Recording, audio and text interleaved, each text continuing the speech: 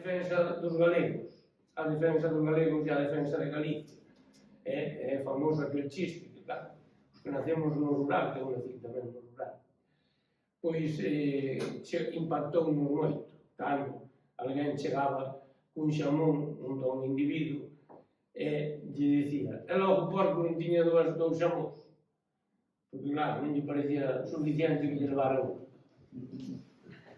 Bueno, pois evidentemente ese somos o Partido Galego que quere arrancar daquilo feito por aquela xente nese período 31-36 e agora que chegou a moda do rural, chegou a moda, non creades que non é así, é certo, todas estas cousas van por modas.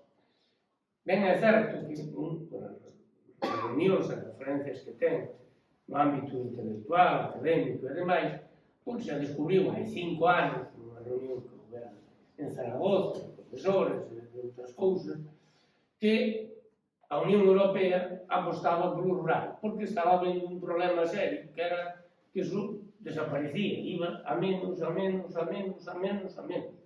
Entón, a Unión Europea o dixo, a Unión Europea habilitou fondos para que o rural non fora nesa línea descendente constante. E, bueno, pasados uns anos, 2, 3, a pandemia inclusive, fixo un certo despertar. Que? Pois o certo despertar que fixo foi que, a ver, no rural, na pandemia, pois estaba menos encerrado que nas urbes, porque nas urbes había que estar ardados nunhos metros, e no rural, máis ou menos, pois a casa tiña unha horta, tiña unha finca ali ao lado, ese encerro, pois non era así. E nese momento, pois, percibiuse que, bueno, pois non estaría mal ver isto con outros olhos. Foi bo, eu creo que nese sentido é un dos aspectos positivos que aportou a situación do rural realmente a pandemia que padecemos. Certamente. E agora vemos outra crise, tamén todos os estados ao día e coñecedes. A crise da guerra de Ucraína. Non? Crise da guerra que derivou no seguinte. Faltan piensos, falta millo, faltan alimentos, encarecese todo, cas enerxías. Por qué?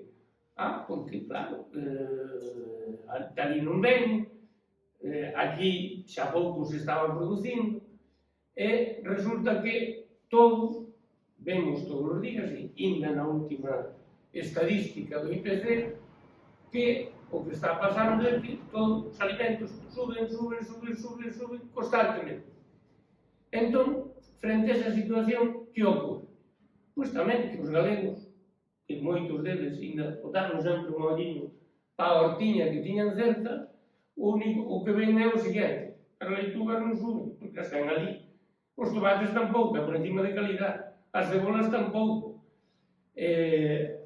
O repolo, as navizas, etc.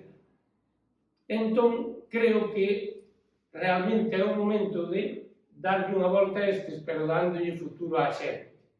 E dígolo desde unha perspectiva importante, porque ás veces tamén non se recoñece.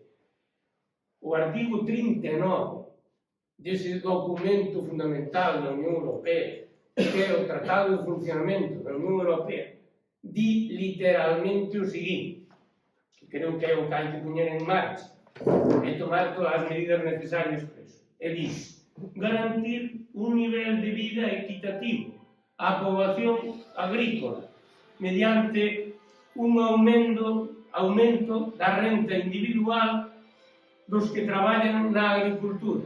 Pois eu creo que non se pode expresar máis claro.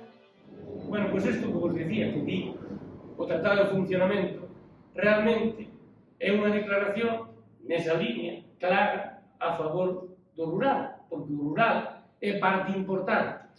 É tan parte importante porque houve un tempo que, diríamos, casi non se miraba o rural. Iso aí non hai nada.